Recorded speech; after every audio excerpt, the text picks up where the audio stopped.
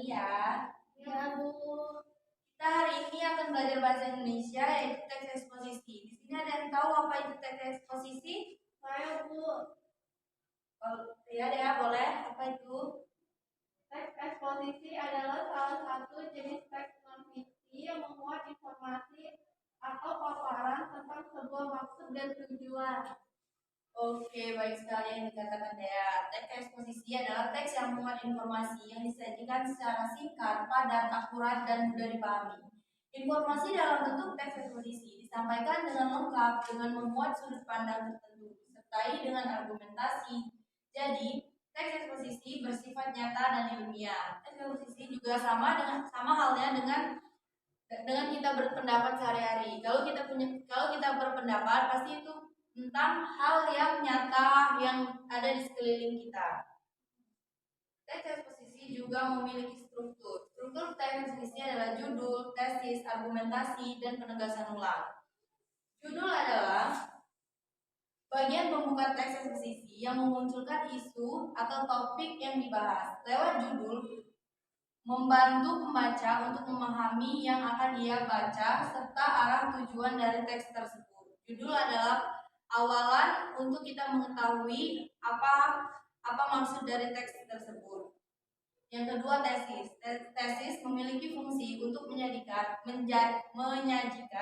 pengenalan isu, pokok masalah, gagasan utama hingga pandangan secara umum terkait topik yang akan dibahas di dalam teks.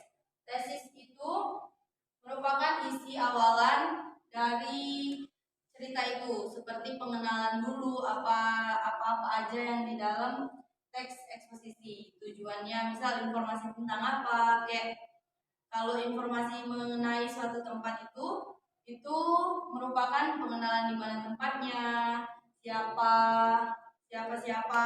aja yang ada di tempat itu. Yang ketiga adalah argumentasi.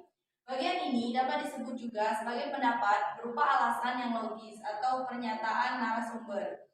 Yang ketiga ini adalah pernyataan narasumber. Jadi di dalam teks eksposisi yaitu memiliki narasumber, tapi berbeda dengan narasumber yang ada di dalam teks berita. Yang keempat adalah penegasan ulang. Sekilas, bagian ini mirip dengan simpulan yang berarti berisi rangkuman dari isi teks. Penegasan ulang ini sama halnya dengan kita mencari atau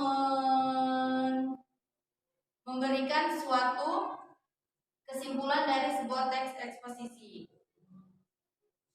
Selanjutnya, ciri-ciri teks eksposisi. 1. Menjelaskan berbagai informasi tentang pengetahuan, gaya informasinya bersifat mengajak. Teks eksposisi itu memiliki ciri khas untuk mengajak, seperti informasi-informasi yang ada di berita, misalnya kayak iklan, itu juga termasuk teks eksposisi yang singkat. Yang kedua, penyampaian lugas dan menggunakan bahasa baku. Teks eksposisi juga menggunakan bahasa baku seperti teks berita.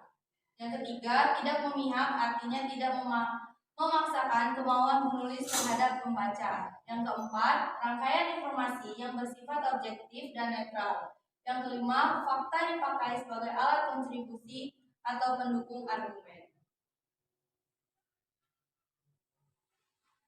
Adapun tujuan teks eksposisi adalah memberitahukan dengan jelas kepada pembaca atau penyimak sehingga tidak terjadi perbedaan penerimaan atau setidaknya meminimalisasi perbedaan penerimaan informasi yang ada, membuat pembaca tertarik untuk terus membaca karangan tersebut. Yang ketiga, memaparkan atau menjelaskan informasi tertentu dengan harapan menambah pengetahuan yang pembaca miliki.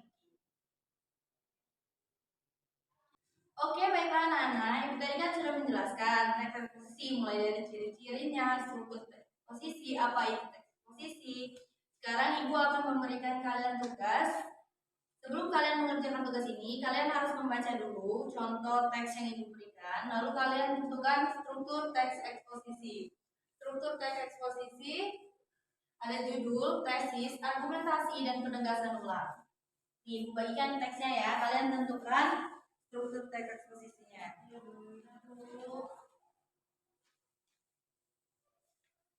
Oke. Sudah kalian baca? Sudah, Bu. Sudah kalian tentukan struktur teks eksposisinya? Sudah, Bu. Oke, baiklah. Coba siapa yang akan menentukan judul dan tesisnya? Oke, Tiara. Baiklah, Tiara, coba maju depan. Baiklah, judulnya yaitu Pelestarian Kekayaan Budaya. Tesisnya, sebagai warga negara Indonesia yang baik, kita seharusnya menjaga dan melestarikan budaya negara kita. Tujuannya agar kebudayaan kita tidak punah. Oke, betul tangan dulu Tiara. Yang mau menjelaskan argumentasinya? Saya, Bu. Oke, Suci. Teks kalian berbeda-beda kan? Pasti tidak sama ya anak-anak? Ya, Bu. Di sini argumentasinya, pada Rabu 12 Maret, hujan deras dan angin kencang telah menumbuhkan sebuah pohon di depan sekolah Al-Azhar.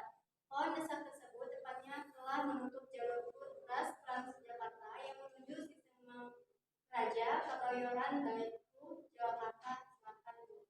Untungnya tidak ada korban jiwa atas kejadian ini, namun bus Transjakarta dari arah CSW menuju Bandara Senayan terpaksa melewati jalanan kumuh. Baik, terima kasih. Beri tepuk tangan buat Suci. Selanjutnya, yang penegasan ulang kepada Dea. Silakan buat membacakannya. Bagian penegasan ulang. Oleh karena itu, kenakalan remaja harus diatasi dan dicegah. Perkembangan remaja harus diarahkan ke arah yang positif dan didampingi oleh orang tua, termasuk pendidikan yang positif dan memadai. Dengan melakukan cara tersebut, tidak menutup kemungkinan bahwa masalah kenakalan remaja akan dapat teratasi secara perlahan. Oke, terima kasih Dea. Silakan lanjut Dea. Nah, itulah tadi struktur teks eksposisi. Ada yang ingin ditanyakan dari ciri dan struktur teks eksposisi? Tidak, Bu. Tidak, Bu.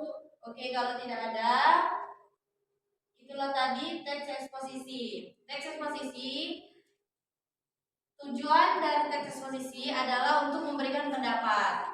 Berpendapat sebagus mungkin, semenarik mungkin, tapi tidak berpendapat yang anarkis ya anak-anak. Ya, Bu.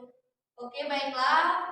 Berakhir sudah pertemuan kita pada pagi hari ini. Ibu akhiri. Wassalamualaikum warahmatullahi wabarakatuh.